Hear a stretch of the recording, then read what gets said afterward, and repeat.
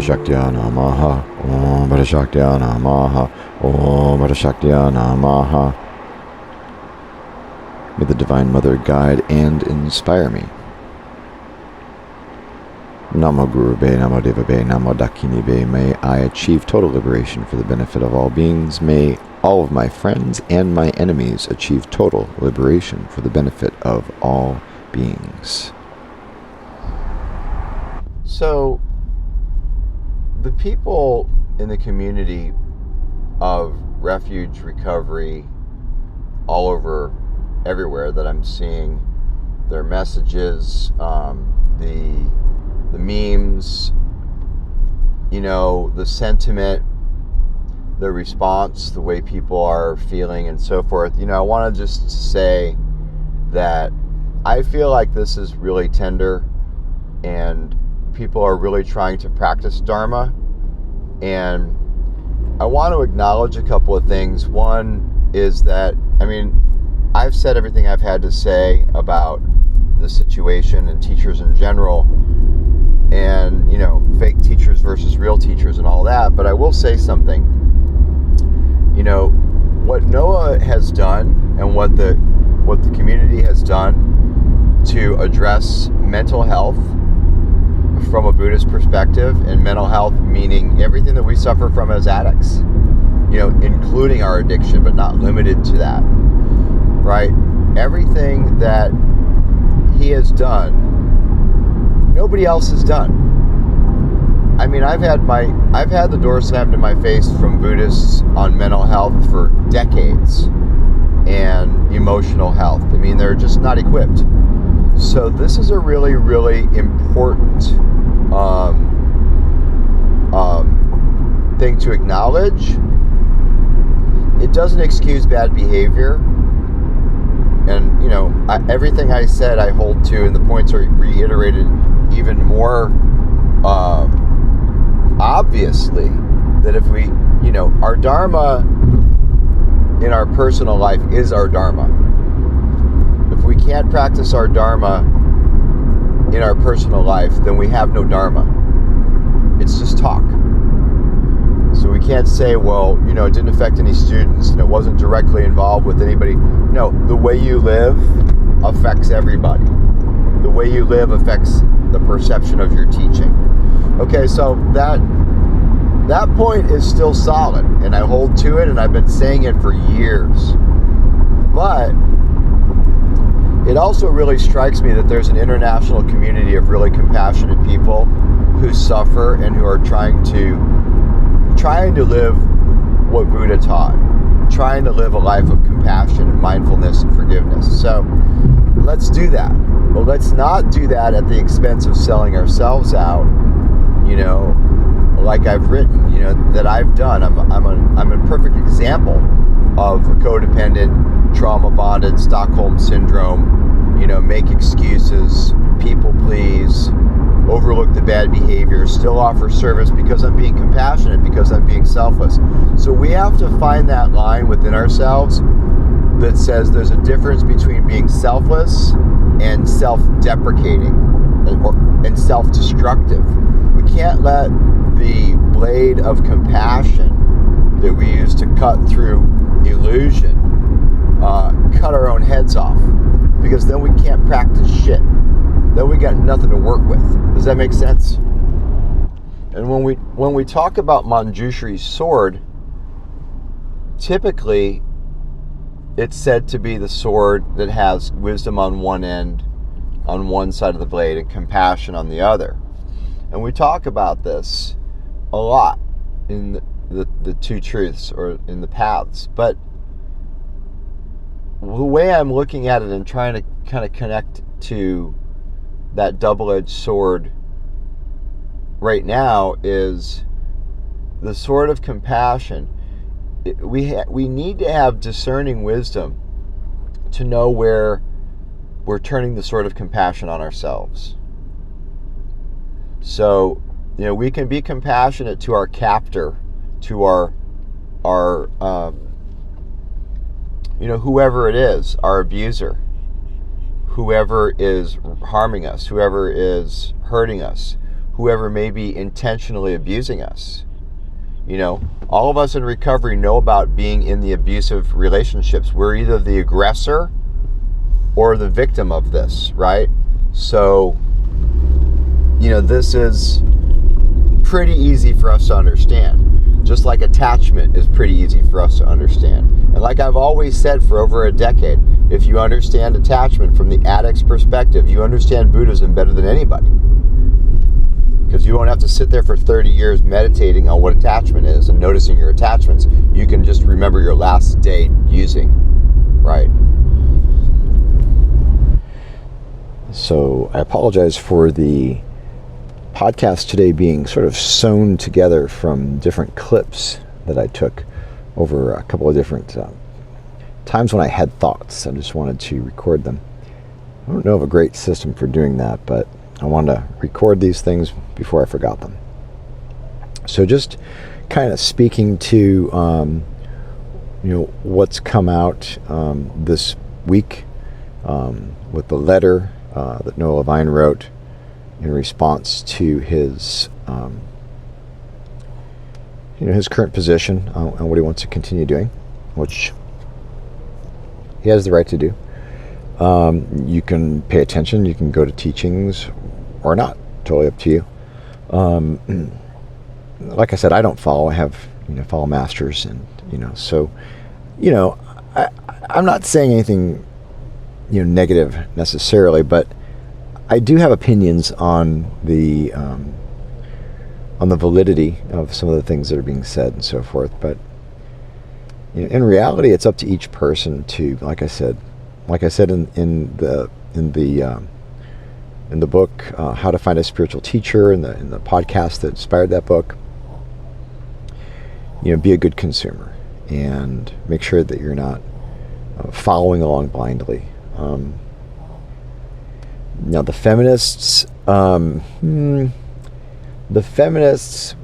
kind of went pretty hardcore on him, on his reluctance to give up his teaching positions and his for-profit corporations and all that. So they said what they needed to say, and they have some valid points too. One thing that's interesting, that this is a very Buddhist practice. The idea that all points are valid. It's from DBT, dialectical behavioral therapy. All points are valid. However crazy it sounds to you, or however much you disagree with something that somebody is saying, you can respect that person and respect their feelings.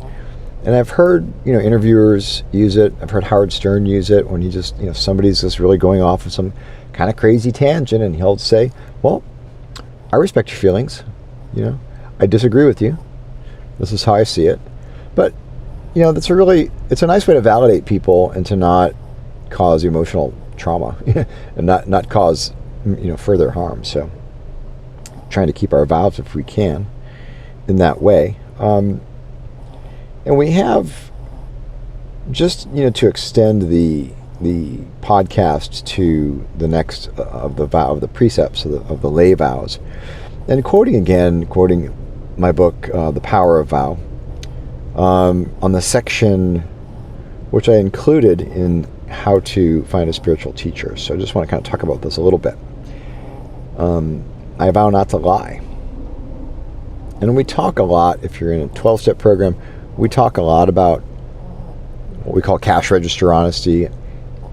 We need to be rigorously honest, and that stuff really doesn't have much to do with what the spiritual principle of all this is. And the spiritual principle of knowing the truth and expressing the truth, expressing truth. And if we can agree, at least from a particular philosophical point, which we can call Buddhist, which we can call spiritual, or compassion, the basic truth of I'm a human being, you're a human being, and we both have valid points. We may or may not agree, but let's not cause each other harm, and let's practice compassion.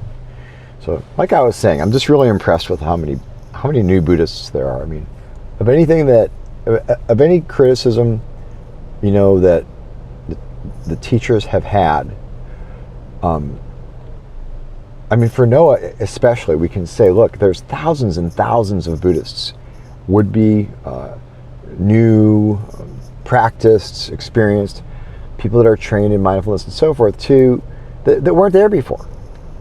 So regardless of the person's failings and so forth, there's a lot of good merit in that. And I have gratitude for that. But the idea of not lying, from a Buddhist view, the real lie is being ignorant of our true Buddha nature. We deny our magnificence constantly.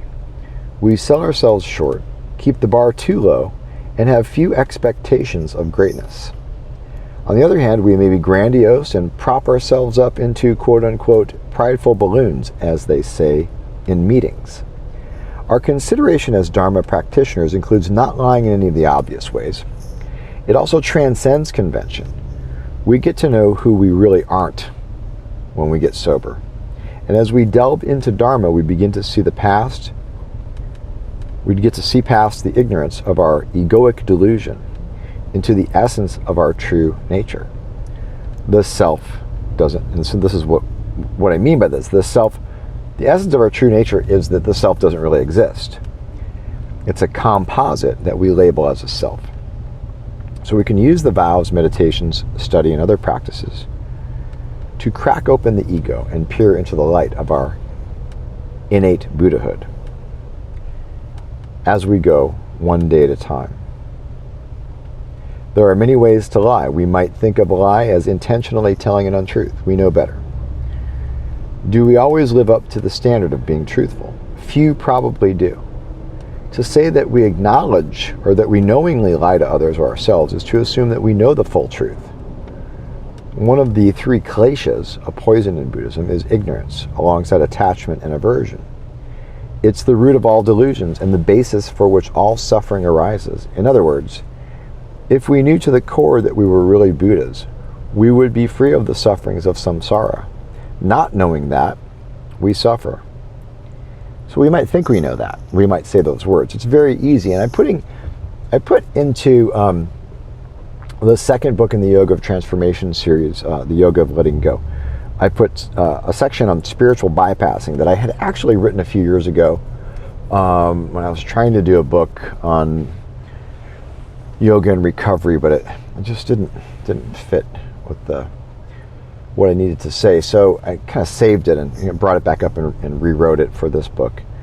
And we really do. It's just so easy to go to a teaching, go to a meeting, parrot the words, teach it to others, start talking about it. Well, the self is just an illusion. But if I prick you, you're probably gonna sock me one. The self is really an illusion, and you know that. You can get pricked and not be a prick, if that makes sense. So not knowing that, we suffer. Not knowing that we are Buddhas, we suffer. In a sense, we're lying to ourselves. It's not the same as knowing we're lying. We're simply ignorant of the truth. So the point of this second of the lay vows, I vow not to lie, boy, it's going to be hard to keep that one, because you really are lying. Once you get the notion that you really do have Buddha nature, once you get a glimmer of that, a taste of that, which I talked about extensively also in the Yoga of Letting Go, is the Dzogchen teaching of one taste. So check that book out if you want to. It's a non-dual kind of approach. So the idea of getting a taste of this essence and knowing that we're living in it, knowing that we're not maintaining and upholding Buddha. That's why people go to caves to dwell for the rest of their lives. That's why people turn off the lights and become cave dwellers in darkness and become practitioners, not wasting a single instant of the precious human rebirth, because they understand the goal is Buddhahood. In every moment that we are not striving to attain Buddhahood, and you can argue whether or not you can strive to do it or whether or not you can attain it, but let's just say, for sake of argument, every moment that we're not striving to attain the truth of Buddhahood, we're lying. We're living a lie.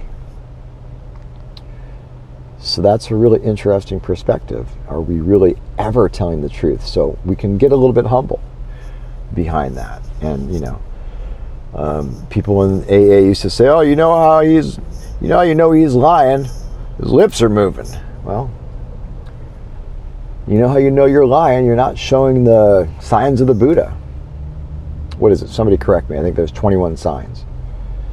So be careful of all of the promises and all of the vows, and know that you are breaking the vow, and know that you can do your best to tell the truth and to live the truth and to be the truth. And the closest, honestly, for me, the closest that I can get is to be nice, is to be kind, is to not overreact harshly. It's to not intentionally cause harm. If I cause harm, maybe I can practice a 9th step around that and make amends. Make amends, correct who I am about it. Correct who I am that led to that decision to cause that harm. And to really, really get honest. And I've, as I get older, as a practitioner, as a yogi, the Dharma, I put a post up on Instagram, I forget, something like, bring the Dharma, your ego, you'll get your balls back on a platter. It's so true. It's true for me. I think it's true for a lot. I think it's true for everybody, but I'm not everybody. So that's what I feel about this second precept. I vow not to lie. Don't get high and mighty about it. I haven't intentionally lied, but yeah, obviously, don't lie. That's the easy stuff. What does it mean to actually truly be honest? I don't know shit is probably the most honest thing I can say. I'm trying my best. I really am, but this is quite a profound and deep mystery, this human existence. And if we listen to the saints and sages, if we follow the teachings, if we do our best to be humble and grateful and kind and compassionate, that is good enough, in my opinion. And my teacher has said it to me. We do our best. That's good enough. All right, so there's episode 35 of the 12-Step Buddhist Podcast. I vow not to lie. Please do check out the 12stepbuddhist.com. I redid the site, put a new Genesis framework up, so it's like all super fast and SEO friendly, and I'm going to go back through all the posts and redo all of them, update things, become current. But we got a great new landing page for the 3 ebooks that I put out. I've written 4 books this summer, and I'm pretty proud of myself. I've been working really hard, so please buy the books. Support your authors. And I'm working on the yoga of being a badass, and that is going to be good. I'm really excited about the research I'm doing for that. So that one should be out beginning of October. So go to the 12stepbuddhist.com, look me up on Instagram. 12step Buddhist is the handle. Follow me, like and share, get the books, leave reviews. Please leave reviews. Put out 2 books last Saturday. Didn't push for the reviews first. I just wanted to get them out there. So definitely could use your love. And if you want free copies to review, shoot me an email, darrenblittlejohn@gmail.com, or just holler at me on a direct message on Facebook or Instagram, and I'll get you one. And so far, I get really, really strong, really positive responses on all the work I'm doing, so I'm grateful for that. Anyways, y'all, we will be talking again soon. I may interrupt this flow of the 5 precepts to do a couple of interviews. I've got a really, really cool young lady in, I think she's in Ashland, Oregon, or Eugene, who's just really cool shaman, healer chick. I really want to talk to her and get her on the podcast. I'm interviewing her. I'm going to put that one up. I've got another guy who does breath work for recovery who's pretty cool, got a neat technique. I want to talk to him, but I will do all 5 of these precepts. This was number 2. So, all right, enough out of me, Darren Littlejohn, signing off. Peace out and namaste.